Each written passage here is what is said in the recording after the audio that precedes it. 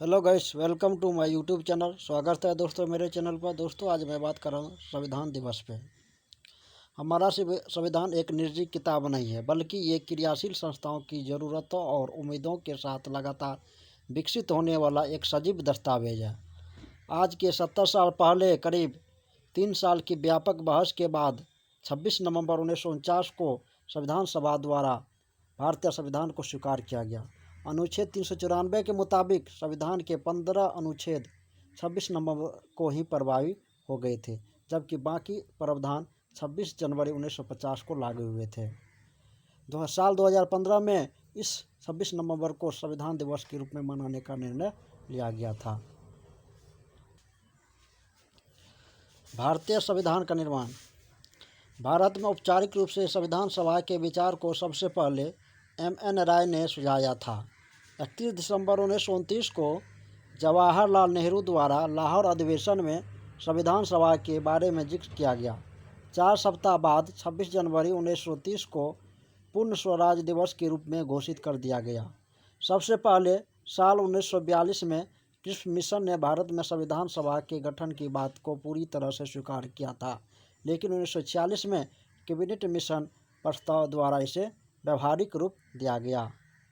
संविधान सभा के सदस्यों का चुनाव अप्रत्यक्ष रूप से प्रांतीय विधानसभा के सदस्यों द्वारा किया गया।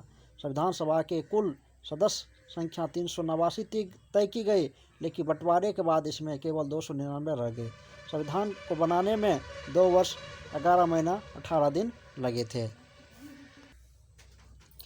11 दिसंबर 1946 को डॉक्टर राजेंद्र प्रसाद को सर्वसम्मति से संविधान सभा का अस्थायी अध्यक्ष और बी.एन. राव को संवैधानिक सलाहकार चुन लिया गया।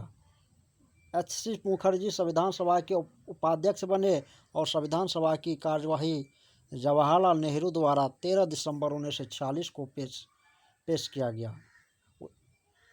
13 दिसंबर 1946 को पेश उद्देश्य प्रस्ताव के साथ प्रारंभ हुई। इसमें संविधान की संरचना के ढांचे और दर्शन की झलक थी। उद्देश्य प्रस्ताव को 22 जनवरी 1947 को मंजूरी मिल गई।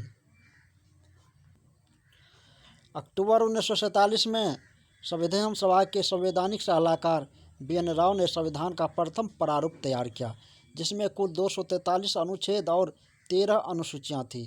गौरतलब है कि बी.एन. राव द्वारा तैयार संविधान के मूल पाठ पर विचार करने के लिए डॉक्टर भीमराव अम्बेडकर की अध्यक्षता में एक 7 सदस्यीय प्रारूप समिति का गठन किया गया। प्रारूप समिति ने संविधान के मूल पाठ पर विचार करने के बाद उसे 21 फरवरी 1948 को संविधान सभा के सामने विचार करने के लिए रखा। संविधान सभा ने इस प्रारूप पर 3 चरणों में विचार किया। कई प्रकार के संशोधन के बाद 26 नवंबर 1949 को इसे स्वीकार कर लिया गया।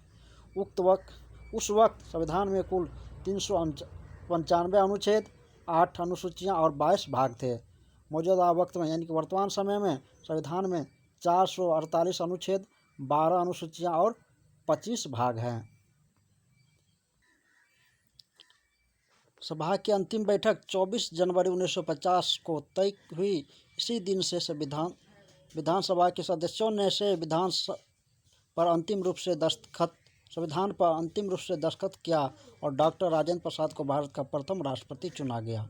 उसके बाद संविधान सभा को भंग कर उसे अंतरिम संसद में बदल दिया गया। इस तरह भारत के संविधान को पूरी तरह 26 जनवरी 1950 को लागू किया गया। गौरतलब है कि 1929 में भारतीय राष्ट्रीय कांग्रेस का लाहौर अधिवेशन में पारित हुए संकल्प के आधार पर कांग्रेस द्वारा पूर्ण स्वराज दिवस मनाया, इसलिए संविधान को पूरी तरह से 26 जनवरी को लागू किया गया।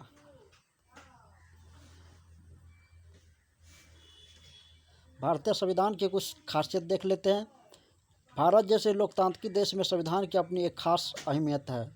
लोकतांत्रिक सरकार में सरकार की शक्तियों और नागरिकों के अधिकारों के बीच एक स्पष्ट संतुलन और विभाजन होता है। सरकार और नागरिकों की गतिविधियों की सीमाएं किस प्रकार तय की जाए, यह बात संविधान द्वारा तय की जाती। इस नज़रिए से भारतीय संविधान की कुछ खासियत हैं। Thank you friends. मेरा वीडियो आपको कैसा लगा? आपको कुछ भी अच्छा लगा हो मेरे वीडियो को लाइक कर दीजिएगा। Thank you.